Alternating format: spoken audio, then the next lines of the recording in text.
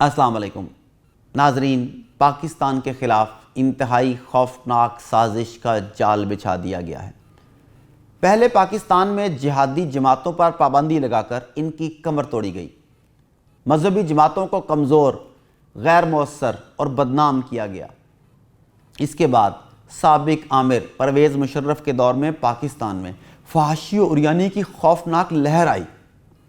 ملک بھر میں سرعام اور خفیہ پارٹیز کا انعقاد ہونے لگا، ناچ گانے کی محفلیں سجنے لگیں، private news and entertainment channels کی بھرمار ہو گئی، اور ان چینلز نے باقاعدہ پالیسی کے تحت ایسی خبریں اور ڈرامے نشر کیے جن میں دانستہ طور پر فحاشی کو نہ صرف پروان چڑھایا گیا بلکہ اس بارے میں خوف کی فضا بھی ختم کی گئی، جس کے نتیجے میں پاکستانی معاشرے کا ایک بڑا طبقہ اپنی ویلیوز، اپنی اقدار بھلا کر مادر پدر آزاد راہ پر چل نکلا۔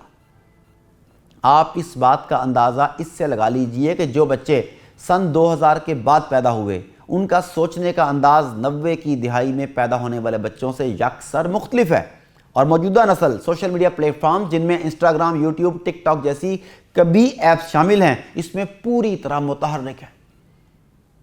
جب جہادی تنظیمیں پس پردہ چلی گئیں، مذہبی جماعتیں بے وقت ہو گئیں، سیکولر اقدار کی حامل ایک پوری نسل جوان ہو گئی، تو اب صہیونیوں نے پاکستانی مسلمانوں پر اپنا آخری اور سب سے مؤثر وار کرتے ہوئے ہم جنس پرستی کو فروغ دینا شروع کیا۔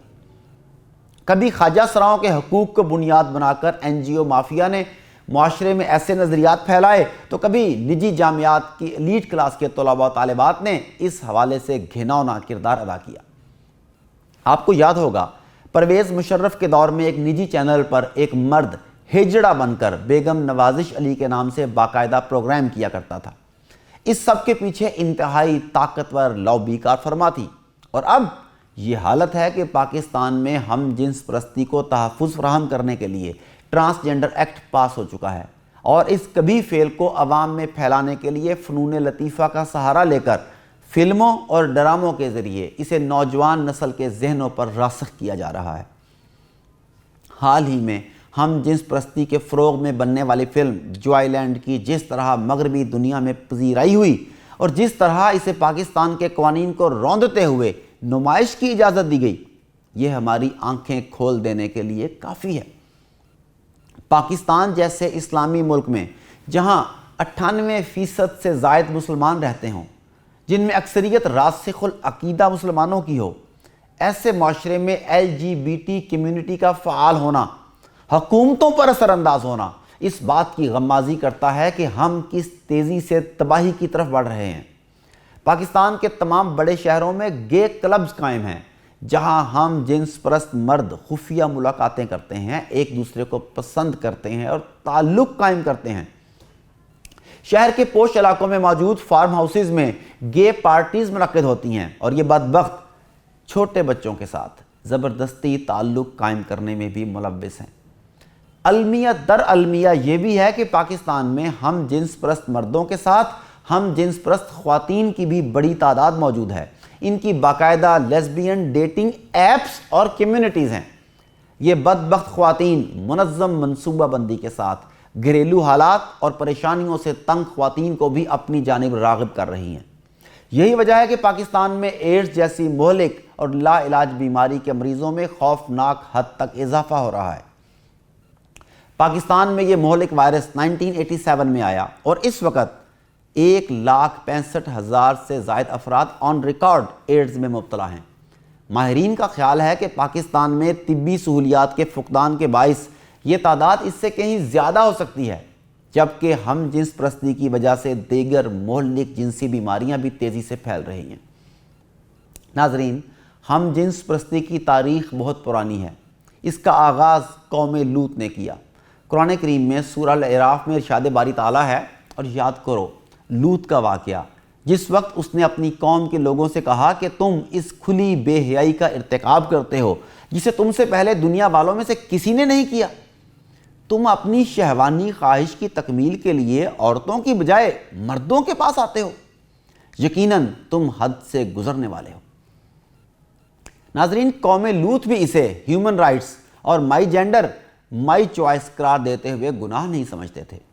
ڈھٹائی کے ساتھ نصیحت کرنے کے باوجود اپنی روش پر قائم تھے، اپنی بستیوں میں سڈوم اور امورا میں سرعام اس بے حیائی کا ارتکاب کرتے۔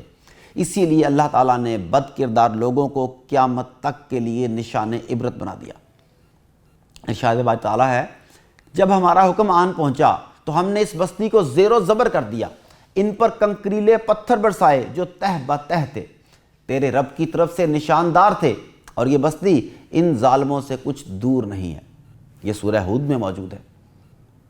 ان آیات میں اللہ پاک نے اس کبھی عمل کرنے والوں کے ساتھ ساتھ اس پر خاموش تماشائی بننے والوں، یعنی ان لوگوں کو جو بظاہر نیک ہوں مگر برائی کو نہ روکتے ہوں، انہیں بھی وارن کیا ہے کہ جیسے اس قوم پر عذاب آیا ویسے یہ تم لوگوں پر بھی آ سکتا ہے۔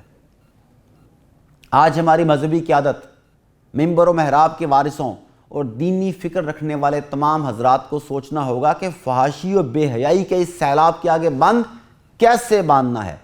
اس فتنے کا سد باب نہ کیا گیا، ان بدبختوں کی سرگرمیوں کو فوری روکا نہ گیا، تو یاد رکھیے کہ ہم سب کے اہل و عیال اسی معاشرے میں رہتے ہیں، کل کو یہ جنسی بھیڑیے انہیں بھی اپنی ہوس کا نشانہ بنا سکتے ہیں۔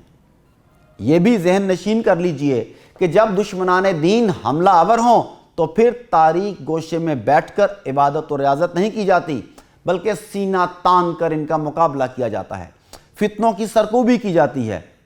آگے بڑھیے، ہم جنس پرست لابی کا قانونی راستہ اختیار کرتے ہوئے کلا کما کیجئے، وقت تیزی سے نکل رہا ہے۔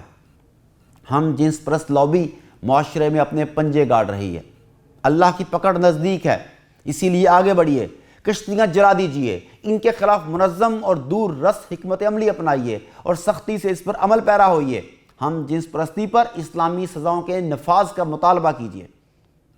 اگر ملائیشیا جیسے اسلامی ملک میں جس کا کلچر متنوع ہو، وہاں ہم جنس پرستی کا ارتکاب کرنے پر خواتین کو سرعام سینکڑوں لوگوں کی موجودگی میں کوڑے مارے جا سکتے ہیں، تو کیا وجہ ہے کہ پاکستان میں شرعی سزاؤں کے نفاذ کی ہم آواز تک بلند نہیں کرتے؟ ہم جنس پرستی انسانیت کے خلاف جرم ہے، ان کو نشان عبرت بنانا چاہیے تاکہ دوبارہ معاشرے میں کسی کو یہ سب کرنے کی ہمت و جرت نہ ہو۔ اٹھیے، اپنا کردار ادا کیجیے۔